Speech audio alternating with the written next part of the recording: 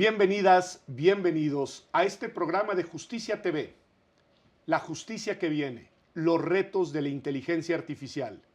En esta edición vamos a platicar de un tema muy importante que podría parecer coyuntural, pero ya no lo es. En realidad ya tiene su historia y que seguramente va a ir trazando las rutas de muchas reflexiones, muchos dilemas, muchos retos, desafíos y problemas hacia el futuro. La relación entre la inteligencia artificial y la política. La política en general, la política democrática en particular y las elecciones como evento fundamental en aquellos países que todavía son democracias. Raúl, Guadalupe, gracias por estar aquí en este programa. Y yo les pediría, si te parece bien, Raúl, primero hacer una reflexión un poco desde lo amplio. Es decir, en las dinámicas de la política tradicional, el papel de los medios de comunicación, tú eres un experto en eso, el papel, digamos, de los debates y de las redes a través de las nuevas tecnologías de hace algunos años, llamadas nuevas, era muy importante. Y ahora tenemos esto nuevo, un fenómeno que ha irrumpido y que ha venido a cambiar la conversación pública en muchos sentidos, que es la inteligencia artificial. ¿Qué decir, digamos, de esta evolución de la política y su relación con los distintos medios de comunicación? Bueno, yo diría que la política y de manera muy especial la construcción de la democracia y de los consensos y de los acuerdos entre la gente en sociedades modernas y de masas como la que tenemos, exige de información, exige de que la gente esté enterada, exige de que haya exposición suficiente en el caso de la competencia electoral de las distintas opciones políticas, y por eso desde hace muchos años la propagación a través de medios de comunicación es indispensable en estas democracias contemporáneas. No hay política hoy, desde los años 60 del siglo XX seguramente, sin el concurso de los medios de comunicación. Los medios son muy importantes, pero con una gran frecuencia el formato de los medios le presenta exigencias a la política. Por ejemplo, cuando comenzaba a haber debates y transmisión de spots de candidatos en la televisión, inicialmente de Estados Unidos, fue indispensable que los candidatos redujeran sus discursos a los formatos, claro, habitualmente muy breves, de unos cuantos segundos, pequeñísimas cápsulas de los medios de comunicación. Bueno, esto ya no es una novedad, esto empobreció la discusión política porque al tener que ser mensajes muy cortos, pues los que hacen la propaganda de un candidato tienen que compendiar su pensamiento. A lo mejor hay candidatos sin pensamiento, pero ese es otro problema. Y esto va en detrimento de la información que tienen los electores. Bueno, ahora estamos en una época en donde gran parte de la información que circula es a través de mecanismos digitales. Las redes sociodigitales, Twitter, Facebook, Instagram, este tipo de redes, se han convertido en un gran aliado, pero también en un gran riesgo para el ejercicio de la política. Simplifican la información, no tienen jerarquía, jerarquización los mensajes dentro de ellas. La gente se confunde y no sabe a cuál de estas fuentes de información creerle. Y dentro de este panorama enriquecido, pero también limitado por lo digital, aparece la inteligencia artificial generativa. Me parece interesantísimo. Vamos a ser, digamos, dejar ahí la conversación en este punto para detenernos de nuevo en el momento en el cual irrumpe lo que nos dice Raúl, la televisión, la radio, en la política. Hay grandes pensadores de la política que ven eso con enorme escepticismo, ¿no? Con enorme incluso desconfianza. Pienso en dos. Por un lado está Norberto Bobbio, pues, fundador de la Escuela de Turín, de la que tú te formas, que decía que la mejor televisión era la televisión apagada, lo cual era, digamos, una posición muy, ¿no? En fin. Y luego tienes otro, también profesor italiano, ¿no? De Columbia, en Estados Unidos, que es Sartori, que escribe su famoso libro Homo Videns. Él está pensando en la televisión. Está pensando, digamos, en que la televisión era el medio que estaba transformando la conversación pública. Es decir, estaba pensando mucho antes de lo que Raúl ya nos ha soltado aquí sobre la mesa de las redes de comunicación y ahora de la inteligencia artificial. ¿Qué decir, Guadalupe, de la relación en ese momento de la política democrática y los medios desde una perspectiva, digamos, más teórica como la pensaban aquellos profesores? Pues sí, yo creo que, ya lo decía el profe Trejo, o sea, por un lado, en su momento la radio, la televisión, pues permitió incluso la transformación de no solamente de la comunicación política, sino según yo como que hizo que llegara todavía más ampliamente a una política de masas, ¿no? Y yo creo que también, digo, aparte de la simplificación del mensaje, que de alguna manera los teóricos de hoy relacionan con la muerte de las ideologías precisamente por la simplificación del debate, de las ideas, de que la transformación de la política en las últimas décadas ha ido de las ideologías a una personalización, ¿no? En donde cada vez más la política se ha convertido como una especie de duelo entre personalidades que no de ideas detrás, ¿no? Y un poco eso también va de la mano de cómo en las últimas décadas la comunicación política se ha transformado. Ahora, sí es cierto que la televisión y la radio, sobre todo la primera, sigue siendo importante para muchos sectores de la población. Creo que los medios digitales han venido también a ulteriormente hacer una transformación, una serie de transformaciones por esta, digamos, al principio pareciera, ¿no?, comunicación más instantánea que en teoría permitiría un acercamiento entre el electorado y las candidaturas, pero también con los gobernantes, a pesar de que pues es muy limitada, ¿no? Por el número, estoy pensando en X, ¿no?, antes Twitter, de la interacción en los mensajes y que de alguna manera muchas veces nosotros como personas usuarias que intentamos comunicarnos con los políticos de ahí, pues es un poco unidireccional, o en el sentido de que el electorado a lo mejor tiene o sea, un papel más como reactivo, sumado a la desinformación, ¿no? Que la desinformación en democracia, en política, ha existido desde que la política existe, ¿cierto? Pero con los medios digitales, y ahora en la introducción, como decías, de la inteligencia artificial generativa, pues se ha, digamos, potencializado los riesgos de la desinformación. Ya lo decíamos un poco porque la velocidad con la que se puede comunicar uno es mucho más veloz, ¿no? Por la cantidad de información, el volumen de los datos que pueden interactuar en el espacio, y también porque la desinformación parece verosímil, ¿no? Ahora con la inteligencia artificial en la generación de audio, de videos, ¿no?, que a lo mejor no es una información fidedigna o que ha sido manipulada y que potencializa esos riesgos. Hay un tema que está, creo, como subtexto en esto que me han dicho ambos y que te preguntaría, Raúl. Dice Guadalupe, la televisión sigue siendo muy importante, yo diría que también la radio, ¿no? Y luego todos estos nuevos medios, ¿no? Estos nuevos medios que generan este otro tipo de dinámicas de comunicación. ¿Podríamos decir, Raúl, que de alguna manera coexisten distintos medios de comunicación generacionalmente hablando en este momento, no solo en México, sino en general en el mundo, y que unas personas siguen enterándose, informándose más por los medios tradicionales, mientras otras generaciones se han desplazado hacia nuevas formas de comunicación? Yo creo que desde luego coexisten, se retroalimentan entre sí y son contemplados o atendidos por gente de toda la sociedad y de todas las generaciones. Por supuesto, los medios de difusión abierta, los medios tradicionales, siguen siendo fundamentales. Hay una porción pequeña de la población que solo depende de esos medios para informarse y entretenerse, pero cada vez son menos. Hace 20 años la televisión mexicana, la televisión abierta, tenía cuotas de rating, es decir, el porcentaje que de quienes están viendo un programa, la televisión una hora determinada, solamente lo ven en ese canal, altísimos, inusitadamente altos en México. En México, Televisa llegó a tener ratings de más de 40 puntos.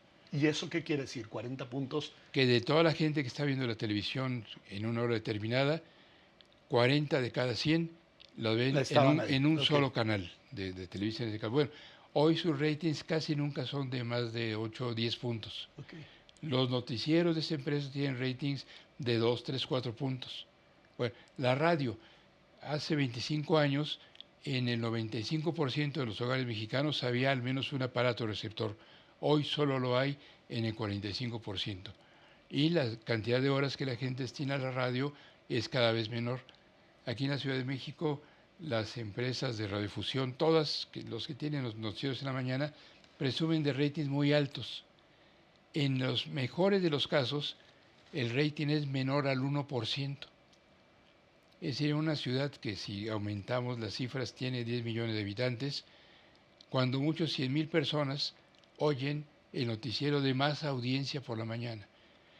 Pero además hay que tomar en cuenta que muchos de estos medios, es el caso de este canal, Justicia TV, además de señal abierta o no, o en televisión codificada, tiene presencia en las redes digitales. Claro. Y un programa como este mismo, que a lo mejor se transmite en un horario determinado, aquellos que lo ven lo pueden consultar luego en línea. Y esto aumenta con distintos tamaños las audiencias. Hoy, eso sí, sobre todo los jóvenes, mucha gente ya no mira los productos audiovisuales de la televisión tradicional en horarios fijos, claro, sino a la hora que le conviene. Y simplemente lo descargan, lo ven y con eso, digamos, pueden acceder a la información en el momento en el que quieran. Así es. Y eso no es menor. Hay un dato que creo que merece la pena pensar, Guadalupe. Tú decías que la desinformación siempre ha estado presente en la política, pero yo sí creo que se ha potenciado. Es decir, la capacidad de distorsionar la realidad de los medios no tradicionales, también de los tradicionales, pero sobre todo los no tradicionales, es enorme, porque además no hay un control editorial en lo que se construye y se difunde a través de medios distintos a la televisión y a la radio, y cualquiera puede poner a circular cualquier tipo de información. ¿Qué decir de eso? ¿Qué decir de eso cuando piensas en la política, en la conversación pública, en la deliberación colectiva? No, yo pienso que tienes razón, y un poco lo decía en mi comentario anterior, en el sentido de que si la desinformación ya estaba, ahora con las nuevas tecnologías, los medios digitales, los riesgos se han potencializado precisamente, entre otras cosas, por su viralidad. Y como le decías, o sea, no es como que haya una generación de datos falsos concentrados, sino cualquiera puede generarlo.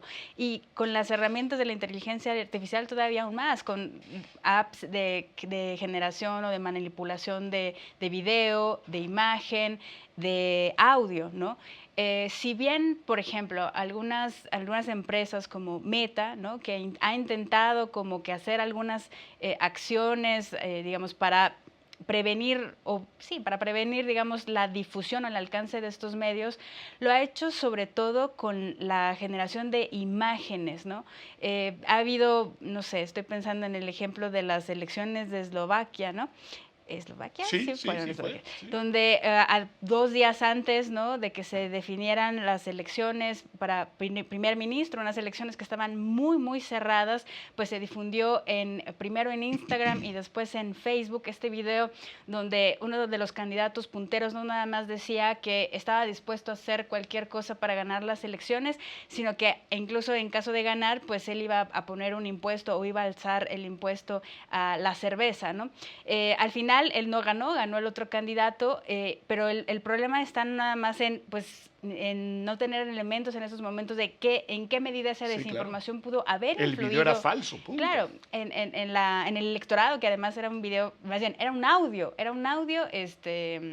falsificado, y lo que decía Meta es, a ver, yo tengo herramientas de verificación de audio, de imágenes y de video, pero no de audio. Ahora sí que dependes de otra herramienta de la inteligencia artificial para determinar si un audio es verdadero o no, y entonces es como, ¿cómo? O sea, es una inteligencia artificial que se usa para generar o manipular información en audio, y además necesitas de una herramienta de inteligencia artificial que te puede decir solo en porcentaje qué tanto es verdadero o no. O sea, ahí entra una disyuntiva y una problemática de cómo hacemos para identificar un video real de lo que no es. No, es impresionante, y quizá el primer ejemplo, Raúl, de esto que sucedió, al menos digamos que yo tenga documentado, fueron las elecciones en los Estados Unidos entre Donald Trump y Hillary Clinton, en el cual hubo mucha desinformación circulando, las famosas noticias falsas.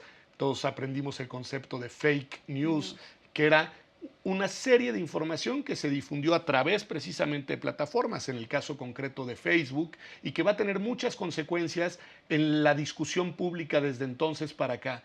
¿Qué decir de ese momento? Vale la pena, yo creo, que recapitular qué sucedió. Yo recordaría que mentira siempre ha habido en el quehacer político, en la humanidad. Todos mentimos de una u otra manera. La política, y no es una novedad, está repleta de mentirosos. La gran diferencia ahora es que hay mentiras que se propagan en medios sin mecanismos de verificación, como bien lo dices, y que son atendidos por mucha gente. En un medio de comunicación tradicional, convencional, hay una serie de funcionarios, de especialistas que deciden qué se publica y qué no. Muchos medios tradicionales, la prensa, la televisión, dicen mentiras, pero a veces unos se contrarrestan a otros y es mucho más fácil que si es profesional, un medio de comunicación rectifique si ha publicado una versión que no es, que es falsa. Entre otras cosas, perdón que te interrumpa, por lo que decíamos de que hay pues un control editorial de la información que se está difundiendo a través de esos medios tradicionales. Cuando tú lees un periódico o miras unos series de televisión, te asomas a una forma peculiar de organizar una versión de la realidad. A veces en un periódico la principal noticia es una, en otro es otra. Bueno, a los lectores les gusta leer el que sea, el Heraldo, la Jornada, el Universal, el que sea, porque están de acuerdo con esa visión de la realidad. Bueno, ¿qué pasa en las redes sociodigitales? En un muro de Facebook tenemos una sucesión de posts, de mensajes que no tienen jerarquización ni criterio editorial alguno. Yo me encuentro una noticia de música, una de fútbol, una de gastronomía, un mensaje político, una nota de la universidad, otro mensaje político. Tengo que decidir yo a qué le doy verosimilitud y qué me parece importante. Y esto implica un esfuerzo adicional que no todo el mundo hace. Peor todavía, hay gente que ante este declive de los medios de comunicación depende cada vez más para el consumo informativo solamente de las redes sociodigitales. No le ocurre a todo el mundo, pero en Estados Unidos se ha visto que cada vez más personas se informan solamente en Facebook, solamente en Twitter. ¿Y qué miramos en nuestros muros de Twitter, en nuestros muros de Facebook? Miramos casi exclusivamente versiones semejantes a aquello que ya nos gustó. Si a mí me gusta, como me gusta la música de jazz, en mi muro de Facebook va a aparecer más información de músicos de este género musical. Bueno, si a mí me gusta el partido amarillo o el que sea, voy a mirar más información de ese partido y no tendré informaciones de otras opciones políticas. En el caso de la música no hay problema. En el caso de la información política, me encierro yo cada vez más en una cápsula sin otras versiones que aquellas de la opción que me ha gustado. Y eso pasa mucho en Estados Unidos. Eso está muy interesante porque al final lo que sucede, Guadalupe, es no solo que se empobrece la conversación pública, que ya nos lo decías tú, la necesidad de transmitir mensajes muy cortos, pues de alguna manera inhibe la deliberación, sino que además sucede una cosa adicional y me gustaría escuchar tu opinión sobre eso. En realidad se van confirmando los prejuicios de todas las personas. Todos tenemos prejuicios, todas tenemos prejuicios, y con esta dinámica lo que encontramos es información que lejos de refutar y de poner en duda aquello que creemos, nos lo confirma de manera reiterada, constante, y pues de esta forma se nos va, digamos, cerrando la visión del mundo, una visión autodefinida. Claro, como lo que llaman la generación de las cámaras de eco. Y es que es verdad, yo me acuerdo el semestre pasado preguntaba a mis estudiantes cuál era el periódico que leían para informarse en una clase como esa. Y la respuesta fue TikTok, ¿no? O sea, es increíble cómo ya ni siquiera es que vamos a los espacios de los periódicos, es, digamos, el contenido que nos va proponiendo nuestras propias redes sociales, y ahí vemos cómo hay varios actores, porque no nada más están las herramientas de inteligencia artificial, están las redes sociales y por otro lado los medios tradicionales que como que están interactuando. Y aparte de, digamos, este fenómeno, porque obviamente tanto los mensajes, digamos, comerciales como los políticos se basan cada vez más en nuestras preferencias, de modo que van reafirmando nuestro punto de vista. Pero algo que también ha sucedido alrededor de las elecciones es que más bien, en mi caso, bueno, de lo que yo veía en mis redes a partir de los procesos electorales, es más bien recibir información del partido político o la posición política con la que yo no comulgaba. De modo que, o sea, como que creo que sobre todo en las redes sociales, estoy pensando exclusivamente X, que es, digamos, como la que yo más uso, en el que se va aumentando un fenómeno que, si bien no tiene, digamos, no está generado completamente en el mundo de los medios, sí la potencia, la polarización política, ¿no? Ok. Y en el caso de que uno digamos, haga un mensaje de repente en aquella conversación donde a lo mejor la otra posición tiene más los números, también la presencia de los bots, ¿no? Y también la generación o la proliferación más bien de discursos de odio, incluso violento, ¿no? Entonces, sí estamos en un contexto en el que está la presencia de estos medios de comunicación, donde la política cada vez es más personalizada y donde además la polarización política se exacerba. A ver, ese punto de la polarización es importantísimo, Raúl. Es decir, decimos que vivimos en tiempos de mayor polarización que nunca. No sé si es atinado o no, pero sí quiero colocar el tema de una polarización que hace además que cada bloque autoconfirme sus posturas y sea totalmente intransigente con las posturas del bloque de enfrente. ¿Tú coincidirías en que se trata de un fenómeno que se ha exacerbado en los últimos años y que se encuentra a niveles sin precedentes, o dirías que siempre ha sucedido esta polarización al interior de las sociedades? Siempre ha sucedido y hoy es peor que nunca, yo diría. Es peor que nunca. Por varias circunstancias. Las que se enfrentan hoy en día no son necesariamente posturas ideológicas tradicionales, sino formaciones políticas y ciudadanas en torno a personajes. En torno a personajes que tienen sobre todo un estilo populista. El populismo no es una ideología, sino es una manera de hacer política. Es populista lo mismo Milei y Trump que Maduro y no quiero hablar de México, los gobernantes de Argentina antes Sí, Cristina Kirchner, digamos. Por ejemplo. ¿Qué significa esto? Que son personajes que insisten en que ellos, al representar al pueblo, son encarnación de la voluntad de la gente y entonces se vuelven en su discurso y delante de sus seguidores prácticamente cuestionables, porque no hay que cuestionar al pueblo que está encarnado en ellos. Bueno, esto llega a dividir a la sociedad, porque hay quienes dicen, no, este no me representa, yo quiero otra opción, pero hay quienes dicen, como este representa al pueblo, lo defiendo de manera intransigente.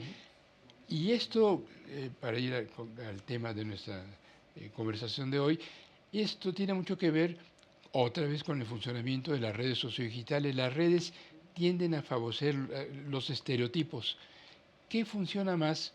Y Guadalupe lo conoce bien porque es usuaria de X, de Twitter, en una red como estas que te obliga a diseñar mensajes antes de 140 y de 280 palabras, salvo que pagues por publicar más. Funcionan no los argumentos extensos, no los discursos con matices, sino los aplausos o las descalificaciones. En esto quiero enfatizar, el formato de estas redes sociodigitales favorece la creación de discursos polarizados, o aplausos o vituperios. Y yo creo que esto tiene mucho que ver con la segmentación de la vida pública en bandos a veces irreconciliables y con el estilo que entonces asumen los medios de comunicación, que para competir en el mercado de mensajes que tenemos en el espacio público, con frecuencia se deciden por mensajes mucho más agresivos o complacientes, sin atender a los matices que siempre tiene la vida pública. Pero déjenme ver, porque más en el siguiente bloque quiero que nos centremos en lo que está sucediendo hoy, digamos, ¿no? En cuestiones ya el caso de Eslovaquia lo mencionamos Cambridge Analytica, el 17, en fin, pero hay una virtud, creo, a ver, te lo planteo así, o más bien te pregunto si es una virtud, que es que estas dinámicas y estos medios de comunicación digitales han permitido cuando menos hacer más horizontal la conversación pública, es decir, más personas pueden opinar, decir, cuestionar, argumentar en estos medios de lo que podían antes a través de los medios tradicionales a los que no todo mundo tiene acceso, como lo estamos teniendo nosotros tres en este programa. Pues yo no sé si es más horizontal, a lo mejor sí más incluyente, no sé. O sea, creo que independientemente de nuestros medios económicos, creo que no sé cuántas personas en México al menos tienen un celular que tiene a su vez conexión a Internet. Y en ese sentido sí es cierto que cualquier persona, digamos, de a pie podría expresarse políticamente a través de sus plataformas. Pero yo no sé si eso sea un efecto horizontal. No dijiste tú igualador, pero, o sea, sí siento que obviamente sigue pasando que hay personas, sobre todo quien puede pagar, los políticos, no se diga, que tienen una exposición mucho más, o sea, mayor, ¿no?, de tener influencia política, que no la sociedad, o sea, un ciudadano de a pie. Lo que sí creo es que, y ha pasado con la Revolución Árabe u otros episodios, incluso protestas en China, o sea, de que es fácil, bueno, no, da herramientas, ¿no?, para que la ciudadanía no solamente se exprese, sino incluso pueda organizarse políticamente en aquellos contextos, también en el venezolano, lo hemos visto ahora con las reacciones a partir de los últimos comicios, en el que, pues, digamos, son las únicas alternativas a veces, WhatsApp, ¿no?, para hacerlo políticamente, pero no sé si propiamente podríamos hablar de una horizontalidad, ¿no? Y solamente para redondear lo que decía el profe Trejo, o sea, a mí me llamaba mucho la atención desde inicios de este siglo, un poco con lo que estaba pasando en Venezuela, cómo de repente hemos acuñado ciertas expresiones, incluso ahora pasa en México, para expresarse sobre las posiciones políticas. Ya no hablamos de que hay una pluralidad, pareciera que ahora es la posición oficialista y la oposición, como si la oposición fuera una sola, ¿no? Y un poco son palabras que al final creo que terminan deformando la pluralidad y la diversidad real de la sociedad. Vamos a un corte y regresamos. Y vamos a aterrizar, ahora sí, directamente en fenómenos y momentos en los cuales la tecnología ha hecho, digamos, transformaciones en las dinámicas de la política, y a pensar en lo que la inteligencia artificial generativa, como ustedes mencionaban, puede estar, digamos, ya ahora transformando en las dinámicas de la vida pública, de la vida política en todo el mundo, no solamente en México. Y como dice Raúl Trejo, podemos no hablar de México y seguimos hablando de un tema que también tiene que ver con México. Quédese con nosotros y ya volvemos aquí a Justicia TV. La justicia que viene, los retos de la inteligencia artificial. Regresamos.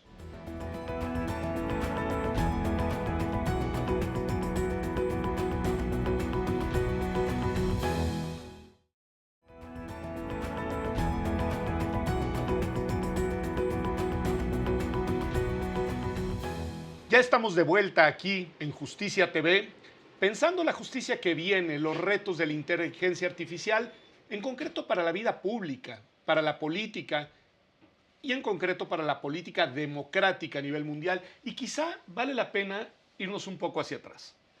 Yo recuerdo en aquel ominoso 2014 en el que hay un atentado terrorista terrible en Madrid, en la estación de Atocha, digamos, que hubo un fenómeno en el que ya podíamos, digamos, anticipar la manera en la que los nuevos medios de comunicación podrían incidir en la vida pública, Raúl. En aquella ocasión, el gobierno de aquel país, a pocos días de unas elecciones generales, intentó dirigir la responsabilidad del atentado, en concreto hacia una organización terrorista vasca, la organización ETA, y en realidad la responsabilidad venía de otro lado. Y aquí lo interesante es que la sociedad española se dio cuenta de esa manipulación de la información, y a través de SMS, porque hace 10 años no había X, no había Twitter, no había WhatsApp, no había muchos otros medios que hoy tenemos, se empezó a comunicar, y hay estudiosos de la política que dicen que esa comunicación social a través de sus dispositivos móviles cambió el resultado de la elección, o cuando menos incidió en el resultado de la elección, y el gobierno terminó perdiendo su reelección y ganó la fuerza, en ese caso, opositora del Partido Socialista Español.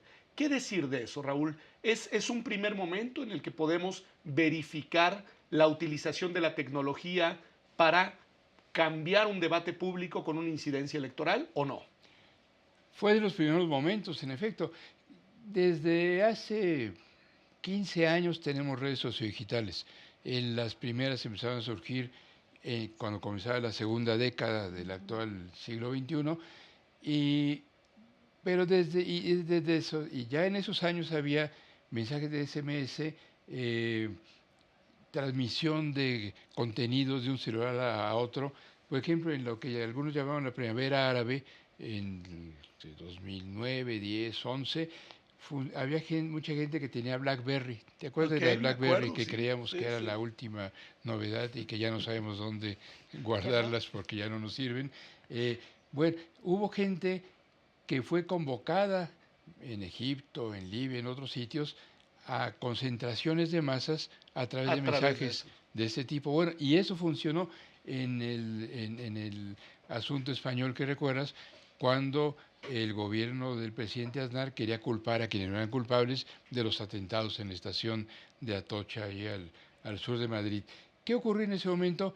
Mucha gente empezó a propagar la versión de que el gobierno estaba diciendo mentiras. Hubo concentraciones afuera de la sede del Partido Popular y estaban cercanísimas, estaban a 2 días, las elecciones A nacionales en 2 días, sí. España, y por eso es altamente posible que esto haya influido. Ahora, tanto en España como antes en los países árabes y en otras circunstancias, ha sido muy importante el funcionamiento de dispositivos y redes digitales, pero siempre cuando hay un contexto social favorable a que estas versiones tengan efecto en decisiones de los ciudadanos. Sin ese entorno social no hay movilizaciones ni hay cambios sociales. A ver, ese punto me parece muy importante y te paso la palabra, Guadalupe.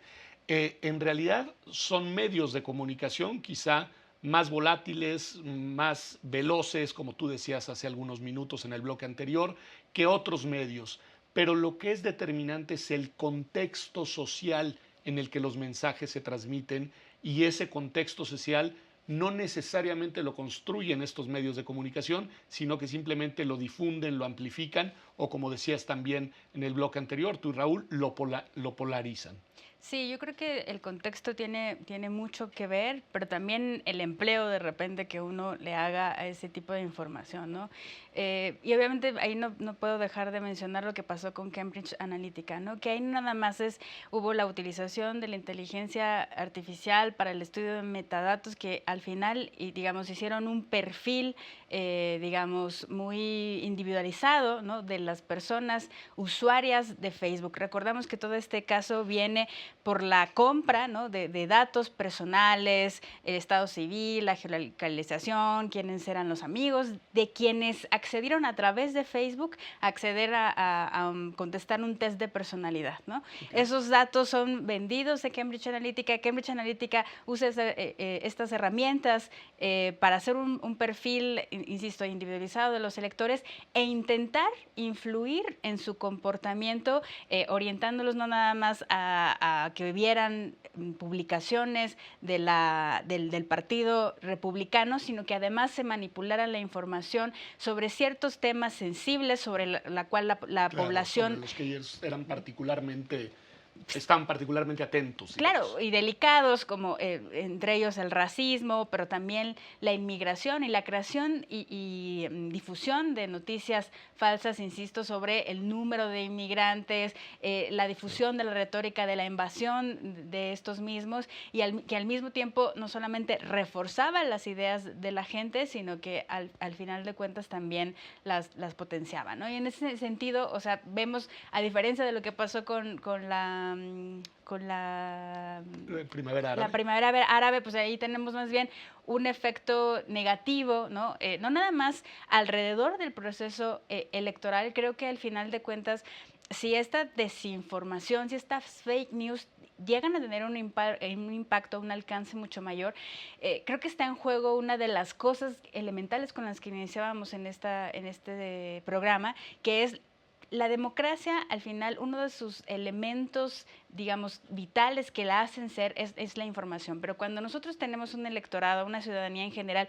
que ya no sabe distinguir o capaz de decir esta información es verdadera de la que no lo es, no solamente se pone en duda o en peligro el prestigio de un candidato o candidata, la legitimidad de un proceso electoral o no, sino de ese medio ambiente, ¿no? Digamos, que tendría que ser para que una democracia exista. Pero es buenísimo el punto, porque regresemos al caso de Estados Unidos, de aquella elección, que fue una elección disruptiva en mucho sentido en la vida del mundo, digamos, ¿no? Y más allá del resultado, de que haya ganado este personaje Donald Trump. De alguna manera creo que fue un momento en el cual asistimos a un empobrecimiento muy importante de los presupuestos teóricos de la democracia. Porque si hay un elemento que se supone que debe de constituir a una sociedad democrática, es la de una ciudadanía bien informada, participativa, incluso deliberativa, ¿no? Dicen los teóricos, que tiene capacidad e interés de involucrarse en los asuntos públicos. Y esa elección en concreto, en buena medida, en este caso por un mal uso de la tecnología, pues dio el resultado totalmente opuesto, Raúl. Yo no sé si Trump ganó por las mentiras en las redes sociodigitales. No está medido, hay distintas expresiones. Ganó porque había un electorado que le creyó su discurso intolerante, racista, simplista, etcétera, etcétera. ¿Por qué lo creyeron? Bueno, ¿y cuál fue el papel de las redes y de este tipo de información y de mentiras que se esparcen a través de ellas? Porque esta información funciona cuando llega a destinatarios proclives a creer en ella. ¿Qué pasó con Cambridge Analytica, que recuerda a Guadalupe este asunto?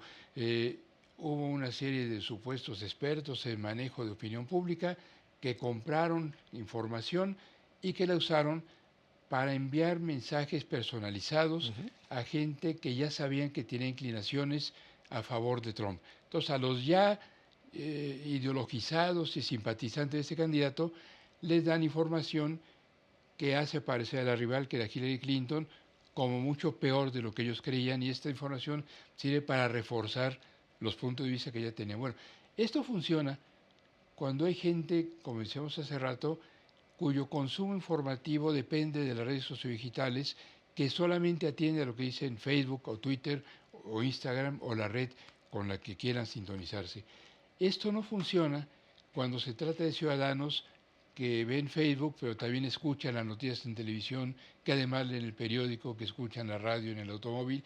Cuando hay gente que tiene varias fuentes de información, las noticias en cualquiera de estos medios, incluso en las redes sociodigitales, tienden a tener menos peso. Cuando hay gente que conversa las noticias políticas con personas con puntos de vista diferentes, las mentiras tienen menos peso porque las contrastan con otras versiones. Cuando el único entorno que tenemos, en otras circunstancias, es el de aquellos que comparten un solo punto de vista, empobrecemos nuestra capacidad de contraste y por eso tiene más efecto las mentiras de esta índole. 2024 es todavía, estamos grabando el programa todavía en 2024, el año en el que más elecciones han habido en la historia a nivel mundial de forma simultánea en un solo año. Y muchas personas pensábamos que después de esto que ustedes dos han referido y que Raúl ahora comenta que había sucedido en Estados Unidos, el uso de la tecnología, además, después del surgimiento que fue posterior de la inteligencia artificial generativa, digamos, iban a ser estos medios absolutamente, digamos así, estelares y protagonistas en el debate público y en la lucha electoral. Y en México tuvimos elecciones en 2024 y algunos creíamos que algo iba a pasar y la verdad es que las tecnologías pasaron de noche. De hecho, a mí me seguía llamando la atención y fui crítico, no sé si atinadamente o no, de los debates entre las personas candidatas que mostraban cartelitos de papel para hacer sus posicionamientos y se les hacían bolas sus cartulinas. Me parecía, en verdad, totalmente sorprendente en un momento en el cual pues asistimos a un desarrollo tecnológico impresionante. ¿Qué decir de eso, Guadalupe? ¿Por qué no, o sea, tu intuición, por qué la tecnología no fue el medio al cual recurrieron, al menos no de manera visible, como parte de su estrategia fundamental las personas candidatas a la presidencia, a los distintos cargos de elección popular, en concreto en México? A ver, no sé, yo creo que, o sea, las redes sociales en particular sí creo que jugaron un papel importante en la difusión de los mensajes, de las posiciones políticas, sobre todo de la que ahora es es la ganadora. Creo que sí tienen una presencia importante. También es cierto que en los medios digitales se presentaron los mismos problemas que generalmente se presentan alrededor de las elecciones, que es la difusión de información falsa alrededor de, no sé, de que los plumones del INE no servían, se borraban, o sea, ese tipo de cosas. O que gente que no, en teoría, en principio no podría votar, ¿no? Los inmigrantes, los refugiados, o sea, todo ese tipo de información como que proliferó, pero no de manera diferente a como habían pasado otros años. De los casos como de empleo de inteligencia artificial que han sido como notorios en otro tipo de contextos, o sea, sí me acuerdo que hubo al menos la generación de 2 videos diferentes que involucraban a la presidenta o ya designada Claudia Sheinbaum, ¿se acuerdan? Uno en el que hacía como que alusión a que hicieran una inversión en un cierto... para el sector privado, sí. Y el otro... No recuerdo, pero sí recuerdo que la otra candidata, Xóchitl Gálvez, también utilizó un par de videos, pero claramente eran videos elaborados por su propia campaña, con inteligencia artificial, y claramente no eran verdaderos, digamos, sí, ¿no? Digamos que, o sea, todavía estamos medio en pañales, todavía hay un empleo medio rudimentario, pero no quiere decir que en el futuro ¿no? esto pero ya había condiciones para que fueran utilizados, porque sí, pues ya estábamos en contexto. Se utilizaba un recurso de inteligencia artificial para hacer propaganda a favor de las candidatas presidenciales. Recuerdas bien todos estos spots llenos de figuritas de colores y de desde animación. El inicio de muy la bonito campaña. incluso que de la campaña de Xóchitl Gálvez. La campaña de Sheinbaum utilizó al menos que se notara estos recursos para hacer un spot después de una concentración de campaña donde ella aparece delante del Zócalo lleno. Eso era una foto falsa hecha con inteligencia artificial. Incluso la candidata en un spot que luego quitaron de la circulación tenía 6 dedos, como ocurre con estas fabricaciones burdas, porque es imperfecto todavía con inteligencia artificial. Pero lo interesante es que ninguno de los equipos de campaña, y esto es de reconocerse, hizo propaganda negativa falseando mensajes para perjudicar a la candidatura rival. Hubo un caso en San Luis Potosí de un señor del alcalde de San Luis Potosí que quería reelegirse, no sé si se reeligió sinceramente, que en un momento denunció que un video que había circulado donde él aparecía declarando había sido falseado con inteligencia artificial. No sé si era cierto que fuera falso, porque no decía gran cosa especialmente disruptiva, pero él llevó este asunto al Tribunal Electoral, no sé si ya se resolvió, era ya muy cerca de las elecciones, pero es el único caso que yo conozco en donde alguien dijo, me están afectando con una fabricación hecha con inteligencia artificial. También hay que decir, perdón, y esto ocurrió en otros países, que el hecho de que se puedan hacer mensajes falsos con recursos de inteligencia artificial a veces es un pretexto para que quienes hacen una declaración equivocada, con que quienes se tropiezan, no fui yo, dicen, yo no soy, eso está falseado con inteligencia artificial. Bueno, eso dijo Martí Batres de un audio que yo no sé si era cierto o no. Él dijo, eso lo hicieron con inteligencia artificial. Y no era yo el que dijo eso. Eso dijo él. A ver, aquí hay un dato. Adelante. No, o sea, no, es que la paradoja de la declaración de fake news falsas, ¿no? Eso también pasó en la India, me acuerdo, en 2022 fue que hubo elecciones a nivel local y había la difusión de 2 audios de uno de los candidatos en este estado que había como admitido que su partido político había caído en actos de corrupción y otro video en el que incluso elogiaba a la oposición. Pues lo primero que hizo este candidato fue decir, no fui yo, no hay que creer en este contenido que no ha sido verificado, y al final sometieron estos 2 audios a los verificadores. El de los elogios a la oposición se decretó que sí estaba manipulado, más no, que era completamente falso, y el otro era completamente real. Entonces es como el absurdo de cómo el empleo de la inteligencia artificial también puede ser como usada, pero insisto, ahí tiene que ver mucho con el uso de los usuarios, para descartar responsabilidad de hechos verídicos. Es impresionante. Tampoco es nuevo. Yo me recuerdo, Así es. ¿no? Aquellas fotografías, digamos, de distintos regímenes autoritarios, el soviético lo tengo muy en mente, en el que iban desapareciendo de repente con el tiempo personajes de la fotografía original. De alguna manera es un poco lo mismo, ¿no, Raúl? Fotografías y cuadros. Aquí en la Ciudad de México, en el Museo del Instituto de Derecho de Asilo, que es el Museo Trotsky, hay un cuadro en donde están personajes del Politburó soviético, en donde borraron a Trotsky. Ahí se ve la huella que dejó. Vaya, la supresión de hechos reales para favorecer versiones falsas es parte de la historia de la humanidad. Y eso es un dato que lo único que sucede con las nuevas tecnologías es que se potencia la capacidad para hacerlo. Y aquí hay una pregunta concreta que te quiero hacer, Guadalupe. Mencionó Raúl el caso de San Luis Potosí y mencionó al Tribunal Electoral, ¿no? Lo llevaron ante el Tribunal Electoral. Estamos en un canal y en un contexto de reflexión sobre la justicia y su relación con estas tecnologías y con la inteligencia artificial. ¿Qué reto les impone a las personas juzgadoras todo esto que está sucediendo? Es decir, si tú fueras jueza, ¿qué tendrías que saber para lidiar en el terreno exclusivamente político? Pensemos en la materia electoral, para saber y para poder lidiar y resolver todo aquello que se coloque sobre tu mesa de juzgadora en materia de tecnologías y en particular de inteligencia artificial.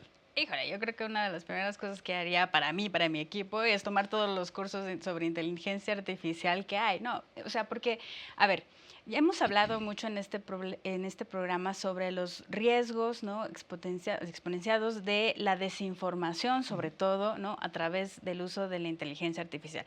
Y si al mismo tiempo reconocemos que, ok, es peligroso para la legitimidad de la democracia, de los procesos electorales y la reputación de las candidaturas, también es cierto que actuar, digamos, desde la justicia, ¿no? Para identificar este tipo de mecanismos también supone retos para la libertad de expresión, ¿no? O sea, Cierto. hasta el día de hoy, como que las medidas para contener la proliferación de estos mensajes ha recaído en los mismos sujetos, digamos, que las difunden, ¿no? Las políticas de Meta, las políticas o no políticas inexistentes o quitadas de X, o sea, pero vaya, sigue habiendo una atención a ese tipo de cosas a través de los propios difusores.